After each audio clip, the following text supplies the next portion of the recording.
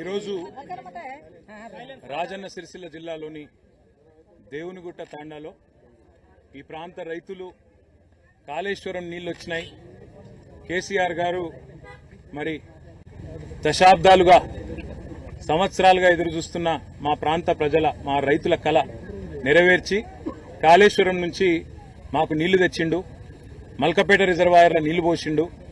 దాని నుంచి బ్రహ్మాండంగా ఈసారి నీళ్లు వస్తాయని చెప్పి చాలా ఆశతోని పంటలు వేసుకోవడమే కాదు, కొత్తగా దాదాపు 100-150 మోటార్లు కొనుక్కొని కాలువల మీద మోటార్లు పెట్టుకొని ఆ నీళ్లు వస్తే ఆ నీళ్లతోని సాగు అవుతుంది, మా జీవితాలు మళ్ళొక్కసారి మేము ఆశించిన విధంగా మంచిగా అవుతాయని చెప్పి బ్రహ్మాండంగా డిసెంబర్ జనవరి మాసంలోనే వరి పంట నాటేసింది.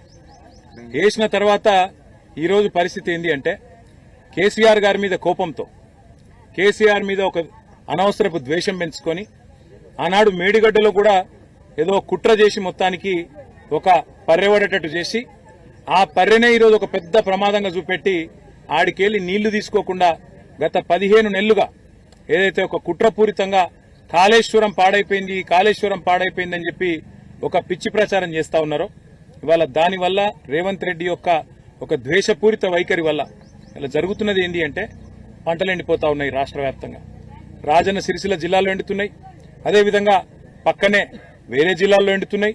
చివరికి కింద అక్కడ కాళేశ్వరం నీళ్లు ఏదైతే ఎస్ఆర్ఎస్పీ స్టేజ్ 2 కింద తుంగతుర్తి, సూర్యాపేట, కోదాడ దాకా పోతాయో అక్కడ కూడా ఎండుతా ఉన్నాయి.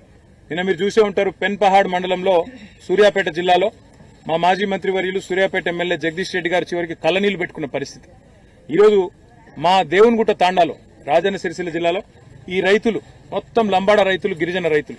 ఈ అమ్మాయి పేరు సంగీత గారు, ఇది ఆమె పొలము, ఆమెకు ఒక 5 ఎకరాలు ఉంది. ఇవాళ మొత్తం పొలమంతా ఎండిపోయిన పరిస్థితి. నేను అడిగిన సంగీతాన్ని, ఎందుకమ్మా మరి నాటేసినావు అంటే, అన్న మల్కపేట రిజర్వాయర్ల నీళ్లు ఆడ ఉన్నాయని ఆడికెళ్లి కేసీఆర్ సార్ కాళేశ్వరం ద్వారా నీళ్లు వచ్చినాయి కాబట్టి మాకు విశ్వాసం వచ్చి మేము పంట వేసుకున్నాం. కానీ వీళ్ళు వచ్చినాక కాంగ్రెస్ వాళ్ళు నీళ్లు ఇడిస్తలేరు, దాంతో ఎండిపోయే పరిస్థితి వచ్చింది అని చెప్తా ఉన్నది.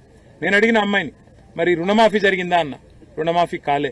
పోనీ రైతు బంధు పడ్డదా, రైతు బంధు పడలే. పోనీ బోనస్ వచ్చిందా, బోనస్ రాలే. ఆఖరికి నీళ్లు కూడా రాలే. అంటే ఇది ఈ రోజు ఈ రాష్ట్రంలోని పరిస్థితి. రాష్ట్రంలోని రైతులందరూ ఇవాళ అనుకుంటున్న మాట ఏంటి అంటే, కేసీఆర్ అంటే కాళేశ్వరం, కాంగ్రెస్ అంటే శనేశ్వరం.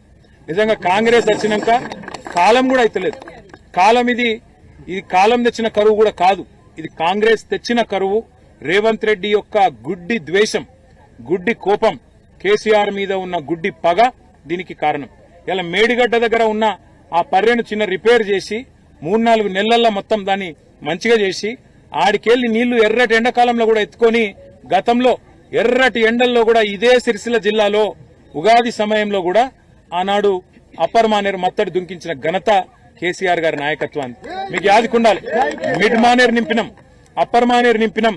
మానేరు, అప్పర్ మానేరు నుంచి కింద కాళేశ్వరం దాకా, కింద మంతిని దాకా, ఆడికెళ్లి ఇటు దాకా ఎర్రటి ఎండల్లో కూడా అన్ని వాగులు, అన్ని చెర్లు నింపి రైతులను కాపాడుకున్న ప్రభుత్వం కేసీఆర్ ప్రభుత్వం.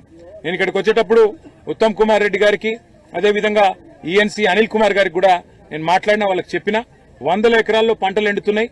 మేము కూడా చూస్తా ఊకోం. ఎందుకంటే రైతులు నష్టపోయి రైతులు ఆగమయ్యే పరిస్థితి ఉన్నప్పుడు మేము వదిలిపెట్టము. ఖచ్చితంగా రాబోయే 48 గంటల్లో నీళ్లు గిన ఇడిచిపెట్టకపోతే తప్పకుండా నేనే స్వయంగా పోయి మంత్రి గారి ఛాంబర్ ముంగట ధర్నా చేస్తాను.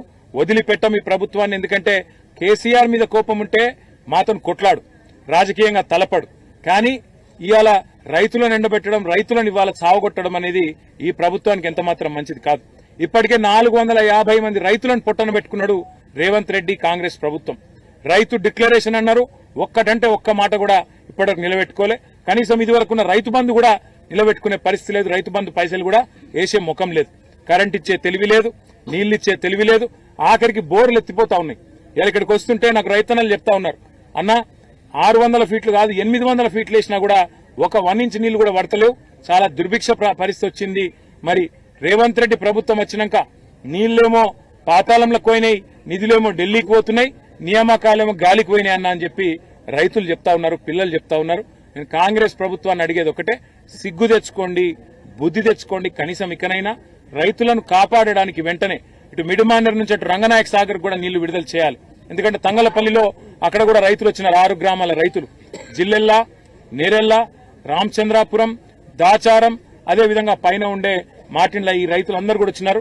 వాళ్ళందరూ కూడా అడుగుతా ఉన్నారు, అన్న మాకు రంగనాయక సాగర్ నుంచి నీళ్లు విడుదల చేయాలంటే ఇక్కడికి వెళ్ళి కావాలంటున్నారు, మీరు వెంటనే మిడ్మానేర్ నుంచి నీళ్లు విడుదల చేయాలని కోరినారు. ఇలా మిడ్మానేర్లో 16 టీఎంసీల నీళ్లు ఉన్నాయి. మనం అడుగుతున్నది 1 టీఎంసీ నీళ్లు మాత్రమే మల్కపేట రిజర్వాయర్కు విడుదల చేయమని అడుగుతున్నాం. దానికి ఏమాత్రం ఇబ్బంది కూడా లేదు, ఎందుకంటే తాగునీటి అవసరాలకు కేవలం 3 టీఎంసీలు కావాలి. ఇంకా 13 టీఎంసీలు సిలాకుంది. వెంటనే విడుదల చేసి ఎండిపోతున్న పంటలను ప్రభుత్వం కాపాడాలి. కాపాడకపోతే వదిలిపెట్టం. రైతాంగాన్ని కూడా కూడగట్టుకుని మా పార్టీ పెద్ద ఎత్తున పోరాటానికి కూడా పూనుకుంటుందని చెప్తూ వెంటనే మంత్రి గారు, ఈఎన్సీ గారు స్పందించి నీళ్లు విడుదల చేయాలని చెప్పి కూడా డిమాండ్ చేస్తూ రైతులకు కూడా నేను ఒకటే విజ్ఞప్తి చేస్తా ఉన్నా, మీరందరూ ధైర్యంగా ఉండండి. కేసీఆర్ గారు ఉన్నారు, మేమందరం ఉన్నాం. అసెంబ్లీలో కూడా ప్రభుత్వాన్ని వదిలిపెట్టాం, బయట కూడా వదిలిపెట్టాం. మీకు నీళ్లు ఇచ్చేదాకా కూడా ఎంబడబడతాం, వదిలిపెట్టాం. మీరు ధైర్యంగా ఉండాలి, గుండె ధైర్యంతో వ్యవసాయాన్ని కొనసాగించాలని చెప్పి కూడా తెలియజేస్తూ, మరి మా గిరిజన రైతులకు వాళ్ళ పొట్టలు కొట్టే విధంగా రేవంత్ రెడ్డి ప్రభుత్వం, రేవంత్ రెడ్డి ముఖ్యంగా పిచ్చి పనులు చేయవద్దని చెప్పి మళ్ళొకసారి విజ్ఞప్తి చేస్తూ, మరి నీళ్లు వెంటనే విడుదల చేయాలని డిమాండ్ చేస్తూ మీ అందరికీ కూడా ధన్యవాదాలు, నమస్కారాలు. Thank you.